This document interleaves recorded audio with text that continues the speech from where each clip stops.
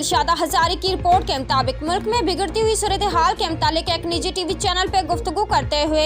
Islamic welfare association Pakistan के chairman जनाब सनाउल्लाह मोहम्मद अली भली ने कहा कि अल्लाह ताला ने जो कवानीन अपने प्यारे महबूब मोहम्मद मुस्तफ़ा सल्लल्लाहु अलैहि वसल्लम को दिए और आप सल्लल्लाहु अलैहि वसल्लम ने इन कवानीन को इस सरजमीन पर नाफिज करने के लिए अपनी क़यादत में बेहतरीन टीमों को ट्रेनिंग दी और उनकी मेहनत से अल्लाह ताला के बताए हुए उन कवानीन को इस दुनिया में कायम करके नाफिज अमल बनाया, जिससे साबित होता है कि मुल्क के अमन व अमान को बरकरार रखने के लिए मुखलिस और दीनों दुनिया का इल्म रखने वाली ट्रेन शुदा टीमों का होना इंतहाई ज़रूरी है। चेयरमैन ने मजीद कहा कि इसलिए जो इस्लामी माशी और माशरती निज़ाम मैंने अरब कतबखानों और अरब उलमा दीन की मदद से लेकर उर्दू ज़बान में लिख कर तैयार किया है,